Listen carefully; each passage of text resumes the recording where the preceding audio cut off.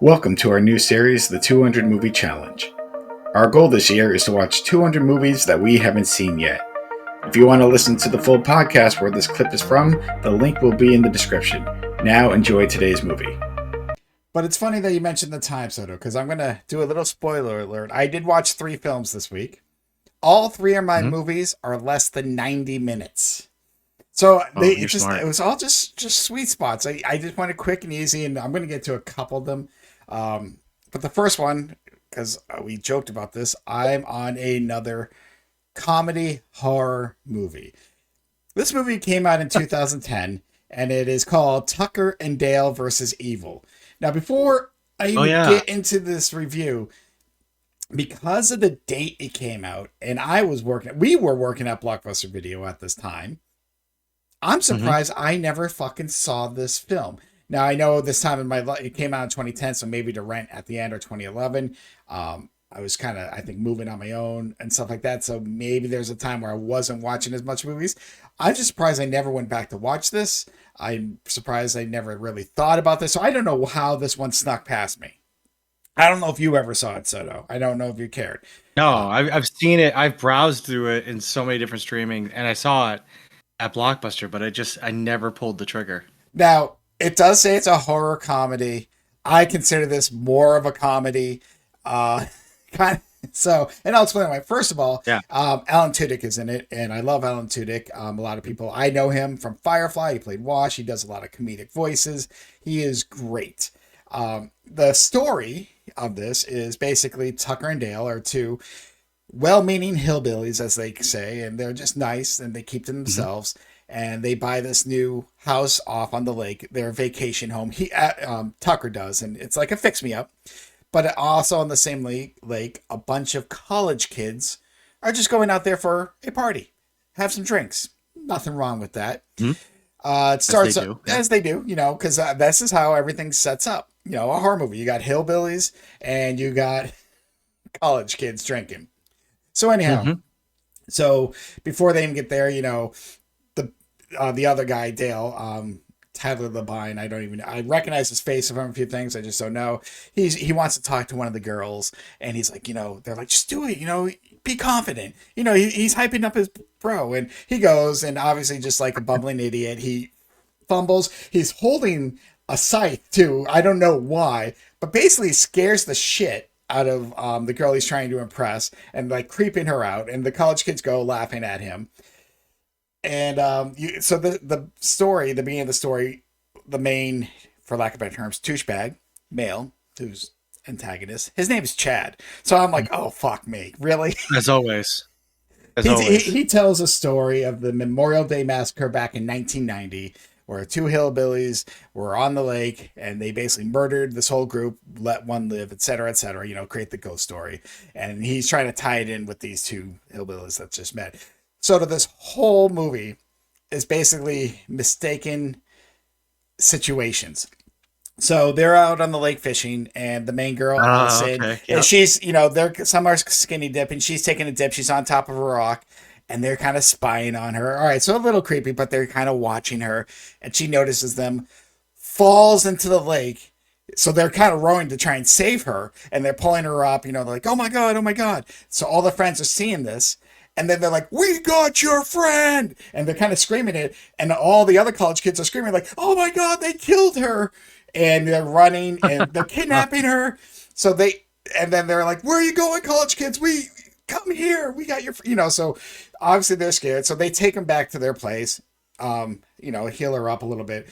But obviously the college kids they want to come for their friends. And every situation turns into one of them accidentally getting murdered. Like one runs to Alan Tudyk, and you with like a pole ready to stab him, and he turns last second and he goes into the wood chipper. Blood everywhere. There's a lot of fucking blood. I just wouldn't call this a horror movie. And he's accidentally cuts a tree like it's a chainsaw. There's a bee's nest and it's getting in his face. So he's running through the woods with the chainsaw right where the kids are. And so they're scared and they start running with him. And he tells stories like, yeah, those kids must be scared to be. So the whole thing obviously is hilarious because everything is a mistaken, like I said, situation. But the kids are fucking dying. and they still are taking care of this girl, Allison, who Dale has a crush on. They're like, oh, you bumped your head. Don't worry. Soto, if you like dark humor, you need to check this out. Mhm. It does get the joke gets old after a little while. I will admit that. Right. Yep. But it is very creative, at least in some of the depths. And again, dumb.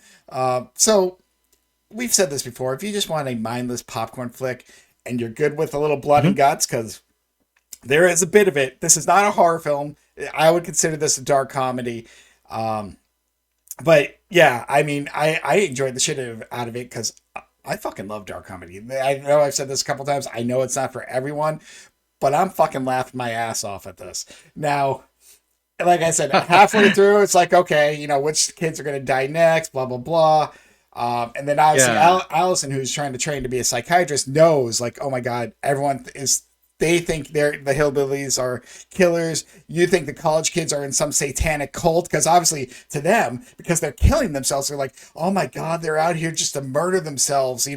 That's what they think, like it's a suicide pact. And they're like, don't do it, But yeah, so I would say pull the trigger on this if you need a dark comedy, Soto. If that a dark is what you need and as we say, comes at you at the right time, see this. Like I've always said, it's mindless. You don't have to turn your brain on. Just sit back and fucking enjoy it. That hard part is like, where do I rank this though? Because I'm looking and I'm like, yeah. I did like this. I definitely laughed at it. But again, like I said, it's one of those movies where the joke gets a little old after a while. But again, that's what I was gonna say. It's like it's a funny premise. It is, but how many funny it's like, how do you stretch that out over a film, over a movie, right? Like, how do you keep it fresh, and how do you stick the landing? I think it's like everybody's thing, because everybody can come up with a joke. But jokes are not made to last 90 minutes. No. They're supposed to carry it through. So, but I will say, it did stick the landing. Like it didn't end, and I was like, "Oh, that was a dumb ending." You know what I mean? Like we've had those. I think we've talked about. I know you, Totally Killer for you, Time Cut for me. Obviously, that deals with time. Both of them deal with time travel, and we're like, okay, the premise was there, but those movies, this one, whether you liked it or not, it stuck the landing. So. Again, beginning, middle, end. It is all there. I just think, like I said, it kind of got in the middle and end. And you can't ask for much. There's been movies where we watch the end and we're like, what the fuck? And that's all we ask for is a 3-act structure. That's all we ask for. It's like, have a beginning, middle, end. We've said it so many times in the last year and a half or half a year. Just have a beginning, middle, end. That's all I ask. If you said it famously, if you set up rules, just follow them. That's all. Stick just to follow them. Throughout Stick there to and just have it. That's it. Stick to the rules you set up. That's it. It doesn't matter how dumb the rules are. Just stick to the rules. So I think I am going to put this next to a movie that has another silly concept, more of a lighthearted comedy, and I'm going to probably put it right above it. So Tucker and Dale is going to go at number 27 for me at this moment, right above Tag. Because again, that was a silly premise. I see. But even Tag, it nailed the ending. Like you're like, okay, this ended. I am fine with this ending. It wasn't like, oh, that was dumb. It was like, this is a movie that definitely ended for me. Once the credits rolled, you were like, thumbs up. That the credit feeling, right? That's it. When you see the credits, you're like, satisfied. Yeah. Credits roll, and you're like, nah. Like most of the time, credits roll, and I'll be like, yeah, I like that. No, and it's nice to when the credits roll, like, that was awesome. Definitely. Holy shit, my whole list just got screwed up on ChatGPT. I'm gonna have to rework this out later. Sorry, I kind of try and do this on my phone, screenshot it, and then I just noticed as I did it, like somehow movies are missing. So I'll have to fix all that later, but that's okay. Well, I see your list right here. So I do it on my phone. So I screenshot it. So like for the videos that no one watches. So like when we talk about the numbers, it's like right there in the middle. So yeah, no, the one on but I tend to, as we go along, try to do it. But every now and then I have to backtrack. But now it doesn't matter. But yes, Tucker and Dale versus Evil. Like I said, I friggin' loved. I thought it was hilarious. Got old, but you know what? it was good enough. It was enjoyable. I've seen a lot worse. So that's kind of where I'm at right now. So like I said, so I think you I would mean, I like love the this. premise. Yeah, Sounds funny to me, it you know. was. So